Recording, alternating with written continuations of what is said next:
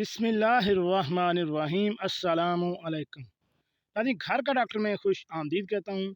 آج کی میری اس ویڈیو کا موضوع ہے سیکس یا ہم بستری کرنے کے کیا فائدے ہیں، ہم بستری کتنی دیر بعد کرنے چاہیے اور زیادہ ہم بستری کرنے سے کیا ہوتا ہے۔ چلیے ناظرین، چلتے ہیں اس موضوع کی تفصیل کی جانب۔ جی ناظرین، تو ہم بات کر رہے تھے جماع یا ہم بستری کے فوائد کی۔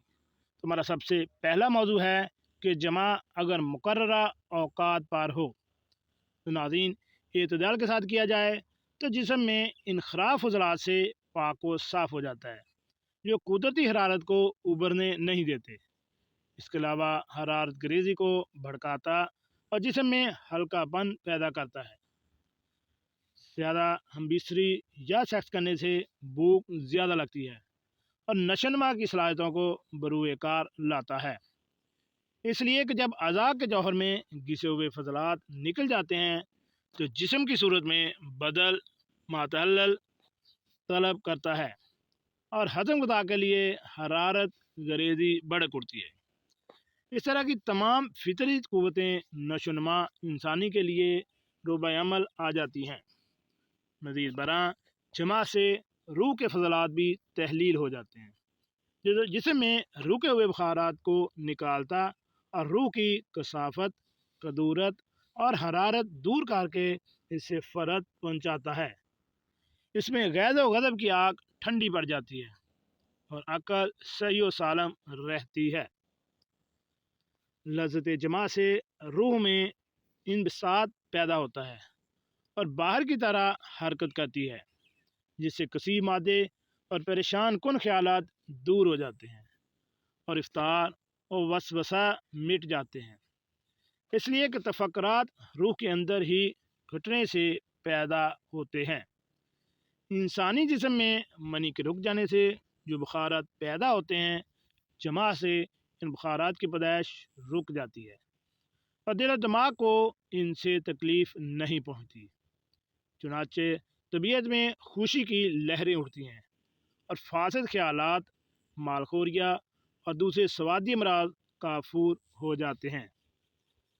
اس کے علاوہ جماع سے حرارت چونکہ گریزی میں انگیختہ ہو جاتی ہے اور طبی قوتیں ابھرتی ہیں، اس لیے بلغم رفتہ ہو کر بلغمی بیماریاں بھی دور ہو جاتی ہیں۔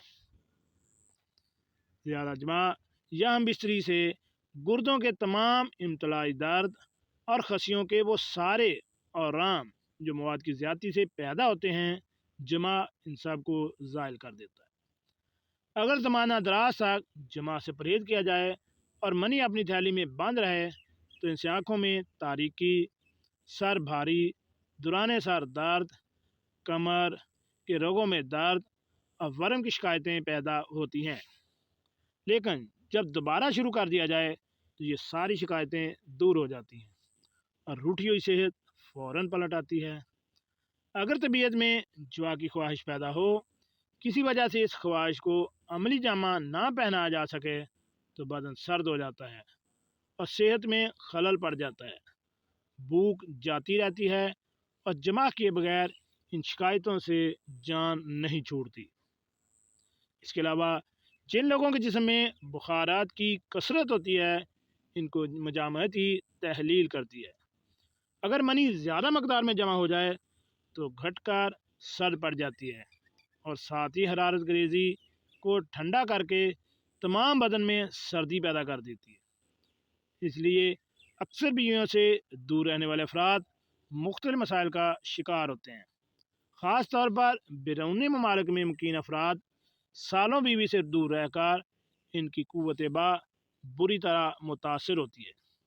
اس طرح بعض اوقات منی میں سمیت بھی پیدا ہو جاتی ہے اور اس کے زہریلے بخارات اور مرگی جیسے امراض کا سبب بن جاتے ہیں۔ تو آخر میں اس ساری ویڈیو کا مختصر یہ ہے کہ اس قسم کی ساری شکایتیں جماع سے زائل ہو سکتی ہیں۔